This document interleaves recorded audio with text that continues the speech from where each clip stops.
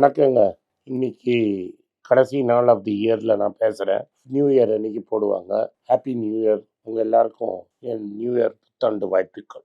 இந்த வாட்டி உங்களுக்கெல்லாம் பிடிச்ச டாபிக், இந்த வருஷம் தங்கம் என்ன ஆகும் அப்படிங்கிறத பேசலாம்னு நினைச்சேன். போன வாட்டி தங்கம் என்னாச்சு அப்படின்னு பார்த்தீங்கன்னா, 5877 இருந்தது பிகினிங்ல.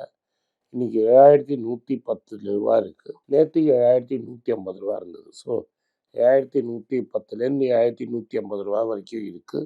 21% கெயின். இது நடு இயர்ல 7500 வரைக்கும் போச்சு. 26-27% வரைக்கும் நம்மளுக்கு கெயின் கிடைச்சது. இந்த வருஷம் கொஞ்சம் தங்கத்தை கட் பண்ணதுக்கு மெயின் காரணம் நம்ம அம்மையார் முன்னாடி 15% டியூட்டி போட்டுட்டு இருந்தாங்க. இப்போ டியூட்டியை 6% ஆக்கியிருக்காங்க. அதனால தங்கம் விலை குறைஞ்சது. இதனால என்ன ஆச்சு அப்படின்னு பார்த்தீங்கன்னா, நம்ம அக்கா ஸ்மகிள்டு தங்கம், நான் சொன்னேன், இந்த துபாய் தங்கத்தை வாங்குறத விட்டுட்டு மக்கள் நேரடியாக தங்கத்தை இந்தியாவில் வாங்க ஆரம்பிச்சிட்டாங்க. அதனால கோல்டு இம்போர்ட்ஸ் ஒரு ஏரியா சரக்குன்னு ஏறிடுச்சு.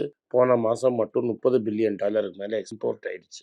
உடனே கொஞ்ச நாளைக்கு காமர்ஸ் மினிஸ்ட்ரி மூலமாக தூது விட்டாங்க, நாங்கள் டபுள் கவுண்டிங் பண்ணிட்டோம், அதை பண்ணிட்டோம், இதை பண்ணிட்டோம்னு.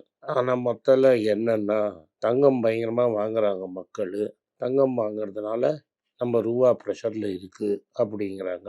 ட்ரேட் டெஃபிசிட் ஏறிடுச்சு. ட்ரேட் டெஃபிசிட்டுங்கிறது என்ன? நம்ம டோட்டலாக என்ன இம்போர்ட் பண்ணுறோம், நம்ம டோட்டலாக என்ன எக்ஸ்போர்ட் பண்ணுறோம்னு. நம்ம இம்போர்ட்டில் மெயினாக தங்கம், அந்த வெஜிடபிள் ஆயில், அதுக்கப்புறமா கச்சா எண்ணெய் தான் நம்ம மெயின் இம்போர்ட். அப்பப்போ டாலும் இதுவும் வாங்குவோம். டாலும் இம்போர்ட் பண்ணிப்போம் நம்மளுக்கு ஷார்ட்டேஜ் இருந்ததுன்னா. இதனால ரூபா ரொம்ப ப்ரெஷரில் இருந்தது. இந்த வருஷம் 81 ஆரம்பிச்சது. சரக்குன்னு கடைசியில் அப்படி ரிலாக்ஸ் பண்ணார் கிரிப்பை அண்ணன் சக்தி. சக்தியை தூக்கிடுவாங்கன்னு தெரிஞ்சோன்னா சக்தி கிரிப்பை விட்டார். 85-61 க்ளோஸ் ஆயிருக்கு. நடுவில் 85-80 வரைக்கும் போச்சு. இந்த சர்க்கிள் இன்னும் கண்டினியூ ஆகுமா அப்படின்னு கேட்டால் டெஃபினட்டாக சர்க்கிள் கண்டினியூ ஆகும். என் கணக்கில் இன்னும் 8% வரைக்கும் ரூபா விழலாம். ஒரே நாளில் விழாது, பட் அடுத்த 12 மாசத்துல விழும். அப்படின்னா நியர்லி $7 வரைக்கும் விழத்துக்கு சான்ஸ் இருக்கு. அப்படின்னா $92 வரைக்கும் போகிறதுக்கு தியரட்டிக்கலாக வாய்ப்பு இருக்கு. இப்போ $90 வரைக்கும் நிச்சயமா போகும் அப்படின்னு சொல்றோம். சார், நீங்க தங்கத்தை பத்தி பேச ஆரம்பிச்சீங்க. தங்கத்துக்கும் இதுக்கும் என்ன எக்ஸ்பீரியன்ஸு, டிஃப்ரென்ஸு, என்ன லிங்க்குன்னு கேட்டிங்கன்னா, நம்ம கோல்டை டாலரில் தான் இம்போர்ட் பண்ணுறோம். நம்மளுக்கு டபுள் பெனிஃபிட். ஐஸ்கிரீம் மாதிரி, இல்லை முன்னாடி வந்த ஒரு எல்ஐசி ஐஸ்கிரீம் மாதிரி, எல்ஐசி அட்வர்டைஸ்மெண்ட் மாதிரி 3 டாப் அப் மாதிரி டாப் அப். ஒன்று, உலகத்திலேயே தங்கம் விலை ஏறலாம். ஏன் ஏறலாம்? ஏன்னா அடுத்த வருஷம் இன்ட்ரெஸ்ட் ரேட் எல்லாம் குறையும். ஏறாட்டாலும் ரொம்ப விழாது. ஸோ அது அமெரிக்கா 2 வாட்டி தான் கட் பண்ணால் இதே 2700 இருக்கும். 2600, 2700. அமெரிக்கா சரக்குன்னு 4 வாட்டி கட் பண்ணால் சரக்குன்னு இது 3000க்கு போகிறதுக்கு வாய்ப்பு இருக்குது. பட் அது அமெரிக்கா பொறுத்து இருக்கு. ஸோ அப்படி 3000 போயிடுச்சுன்னு வச்சுக்கோங்க, 10% இதனாலேயே ஏறிடும். எதனாலேயே? தங்கம் விலை ஏறிச்சு, இங்கே 10% ஏறிடும். அப்போ 7110ங்கிறது 8000க்கு ஆகிறதுக்கு வாய்ப்பு பிரகாசமாக இருக்குது. ஆனால் அவன் சரக்குன்னு ஏற்றினான்னா இங்கேயும் சரக்குன்னு நம்ம ரூபாவும் விழும். ஆனால் நம்ம ரூபா சரக்குன்னு விழுந்ததுன்னா அதுவும் ஒரு 7% விழுந்ததுன்னு வச்சுக்கோங்க, டோட்டலாக 15-20% வரைக்கும் போகலாம். பட் இது போகணுன்னு அவசியம் கிடையாது. $1000 ஏறுறதுக்கு வாய்ப்பு இருக்குது.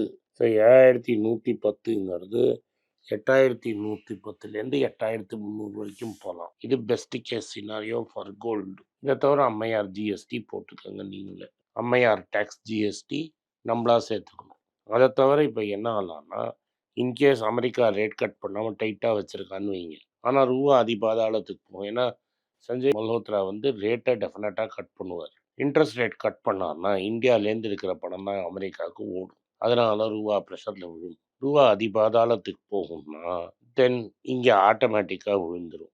கோல்டு அங்கேயே இருந்து ரூபாவும் ஒரு 6-7% விழுந்தாலும் நம்மளுக்கு 7750லேருந்து 8000 வரைக்கும் போகும். அதனால மினிமம் 10லேருந்து 15% கோல்டு நல்ல ரிட்டர்ன் கொடுக்கும். அது மட்டும் இல்லை, நீங்கள் பேண்டமிக்லேன்னு பார்த்தீங்கன்னா கோல்டு சூப்பர் ஸ்டார் மாதிரி உங்களுக்கு ரிட்டர்ன் கொடுத்துக்கினே இருக்குது. அப்படியே நீங்கள் கோல்டை வாங்கி வச்சுருந்தீங்கன்னா இந்த டென்ஷனே வேணாமல் bond, interest income and even நிஃப்டியை கூட காலி பண்ணியிருக்கும். போன வருஷம் நீங்கள் நிஃப்டியை பார்த்தீங்கன்னா 21,000 சொச்சத்தில் இருந்தது. இப்போ 23,500 கிட்ட க்ளோஸ் ஆயிருக்கு. இதில் உங்களுக்கு 8-9% ஏறி இருக்கு. ஆனால் தங்கம் வந்து 21% ஏறி இருக்கு. இந்த நிஃப்டி ஏறின 8%ல 2.5% நீங்கள் டாலருக்காக காலி பண்ணிடுங்க. அது 2.25% 2.8% டாலருக்கு காலி பண்ணிடுங்க. 6% 5.5%லேருந்து 6% இன்ட்ரெஸ்ட்டுக்கு காலி பண்ணிட்டுங்க. நீங்கள் போட்ட பணம் அப்படியே இருக்குது ஸ்டாக் மார்க்கெட்டில்.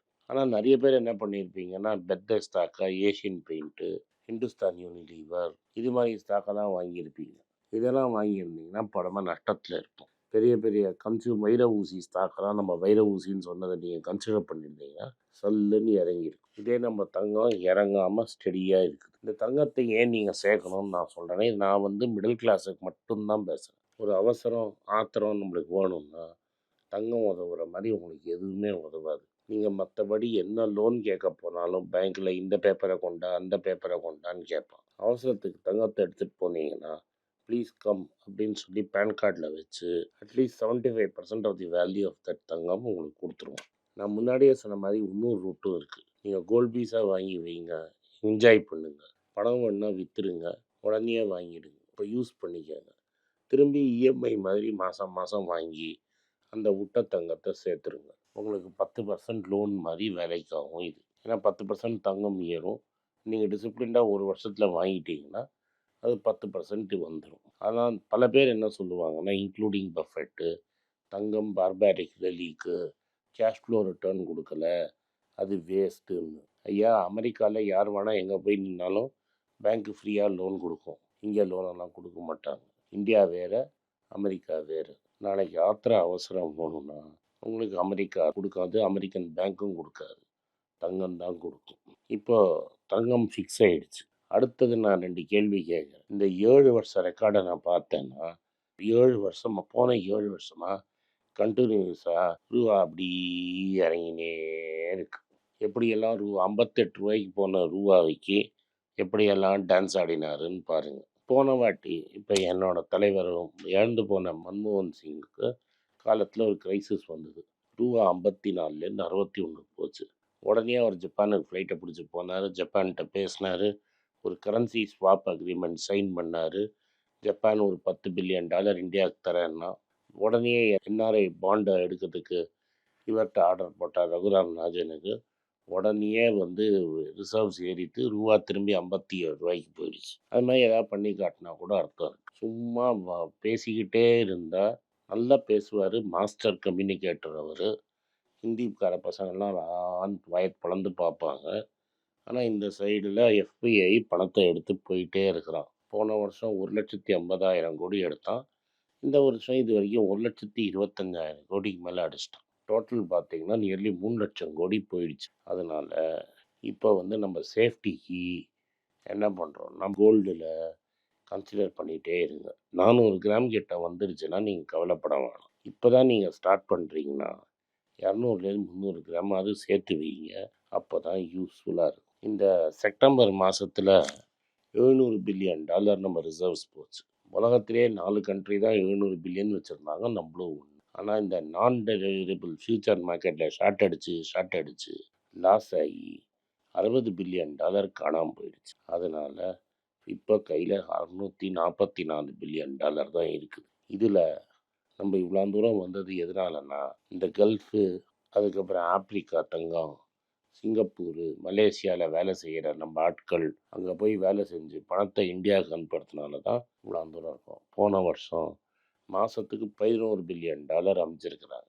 அதை நம்ம கும்சா வாங்கி உள்ளே போட்டுக்கிட்டு தான் நம்மளது இந்த அளவாவது இருக்குது நாடு. இல்லாட்டா ரூபா ஒன்றும் சைனி இறங்கிடும். அடுத்த வருஷம் 90 போகும்னு நினைக்கிறேன். இல்லாட்டா அட்லீஸ்ட் 88 to 90 தான் இருக்கணும். பட் 90s உறுதின்னு நினைக்கிறேன். நாளைக்கு பார்த்துருவோம். அடுத்த வருஷம் இதே சமயத்தில் நம்ம இதை பற்றி பேசுவோம். நன்றி, வணக்கம். உங்களுக்கெல்லாம் தெரியும், ரீசெண்டாக மீடியாவில் பார்த்துருப்பீங்க, ஏன்னா தமிழ்நாடு காங்கிரஸ் கமிட்டி ஊடக பிரிவு தலைவராக அப்பாயிண்ட் பண்ணியிருக்காங்க. ஸோ பொலிட்டிக்கலாக என்னோடய வியூஸ் என்ன அப்படின்னு நீங்கள் ட்விட்டரில் ஃபாலோ பண்ணணும்னு நினச்சிங்க, @AnandS1967 என்னை ஃபாலோ பண்ணுங்கள். என்னோட real original ID, Twitter ID for politics அதுதான். ஸோ பாலிட்டிக்ஸ் சம்மந்தப்பட்ட என்னோட எல்லா ஒப்பீனியன்ஸ், வியூஸ் எல்லாமே அதில் வரும். அதில் ஃபாலோ பண்ணுங்கள். நன்றி, வணக்கம்.